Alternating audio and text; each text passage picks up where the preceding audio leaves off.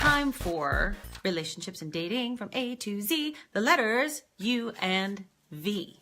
And actually we have quite a few. Underwear, I guess it's optional. And gentlemen, really, no tighty-whities, boxer briefs, okay? Just fair enough. Unrequited love. Sucks.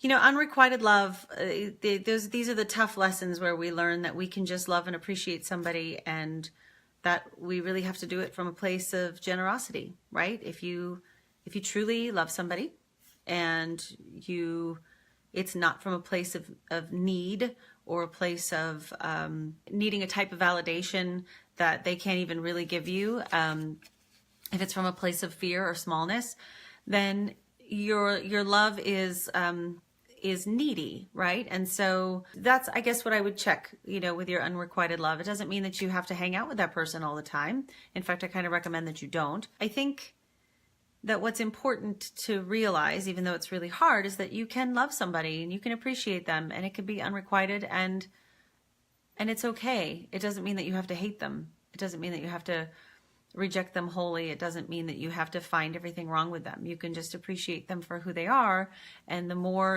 less resistance you have around that, the more likely you're going to be able to make room for that and move forward. So, Uber. Just know that if you do anything in an Uber, that driver is going to tell that story.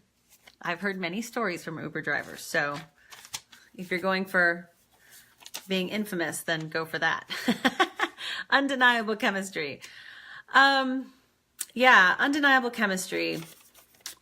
Well, when I talk about passion, I talk about keeping passion alive. I talk about it as a fire triangle, right? And a fire, to keep burning, requires fuel, air, and heat.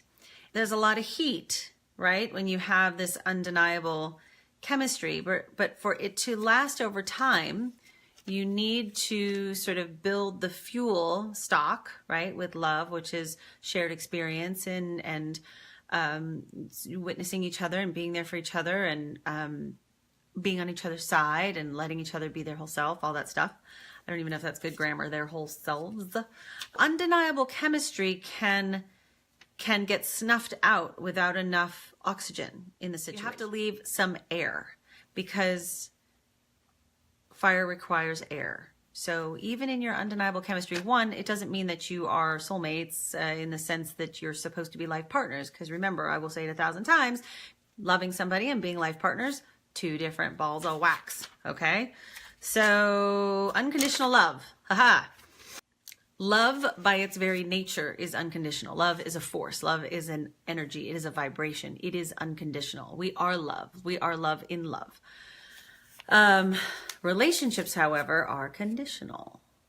So remember that. You know, when we experience unconditional love for our children, one of the reasons that it feels so unconditional is because our expectations, unless you're really kind of messed up around your kids and really needing them to reflect you completely or be something perfect, or, having some kind of narcissistic wounding around your kids, another subject entirely. But if you can really see your kids as their own person, their own soul, their own path, then your expectations of them are very loving and very fluid, and you are, your expectations aren't broken, right?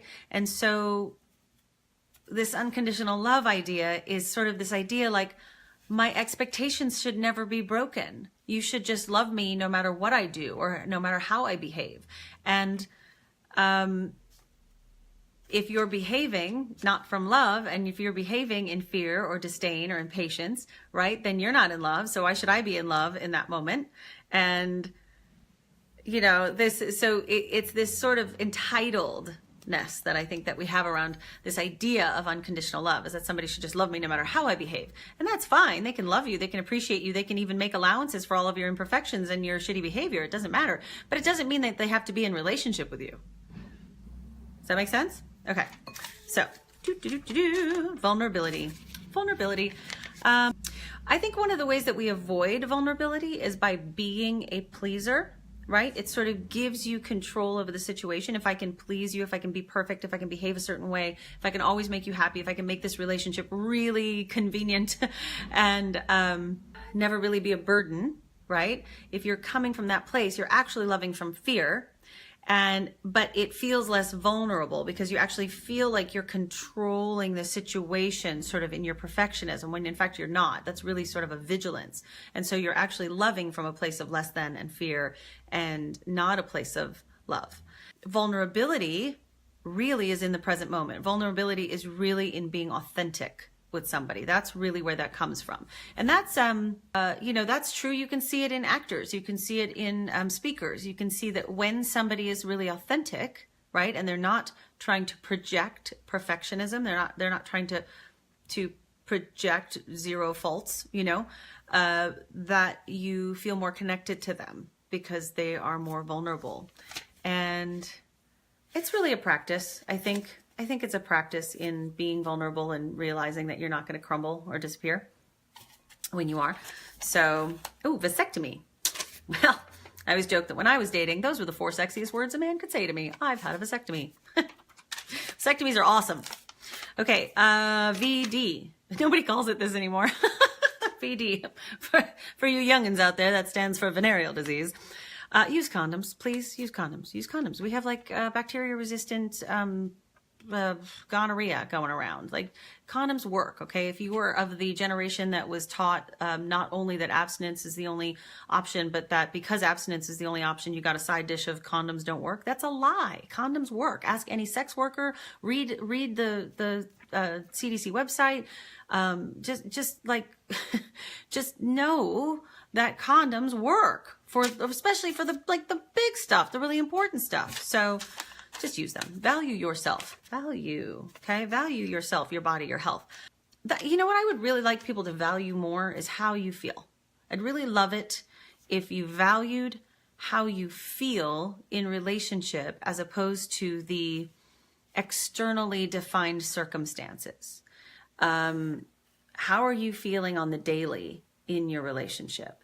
Are you happy for your partner and their growth? Are you filled with anxiety and insecurity every day? Do you feel invisible?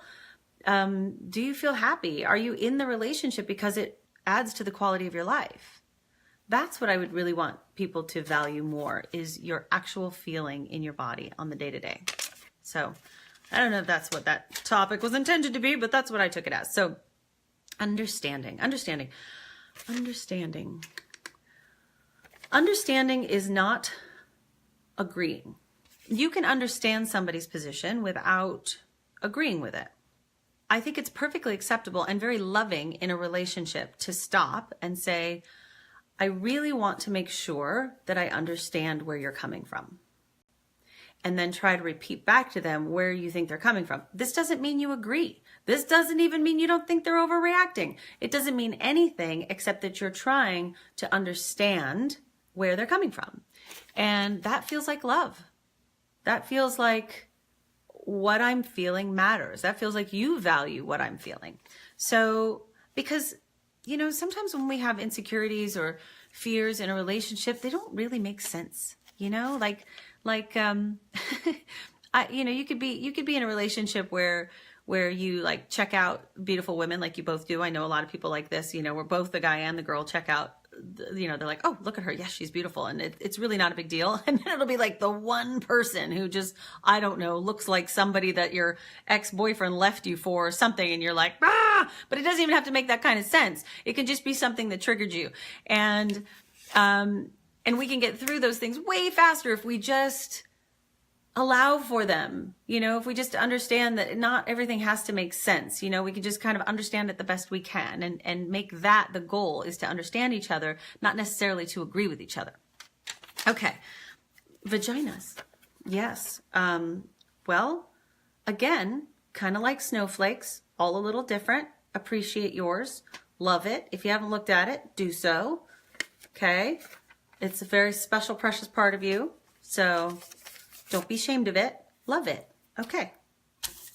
Valentine's Day. Okay, I'm going to say what I said in my Tough Love Tuesday about Valentine's Day. If you are looking for Valentine's Day to prove, like, let's say you're in a relationship for a while, okay? Because Valentine's Day is kind of a sweet time to reveal to somebody that you have a crush on them or that you like them, whatever. Or to just have express your love to somebody that you feel like you don't express it enough to. It's like an opportunity, right? But if you're looking at Valentine's Day to sort of have proof that your partner really cares about you, or that they value you, have romantic feelings for you, that they're attracted to you, all of those things, you really got to look at the other 364 days of your relationship, because that's what you don't want this holiday to turn into, is a holiday of great expectation, because it's the only thing that's going to make you feel secure in the relationship. And certainly you don't want to allow one grand gesture to keep you in the relationship, you know, for another 6 months, because like on your birthday or whatever, there's going to be one more grand gesture. There's again, I want you to value how you feel in the day to day. And are you in this relationship because you don't want to be single, or are you in this relationship because you're really excited about it? So that's what I would have to say about Valentine's Day. And that is the end of the letters U and V. So thank you for joining me here today. And I think I'm going to combine WXYZ. So feel free to leave any suggestions. Lots of love, and I will see you soon. Bye for now.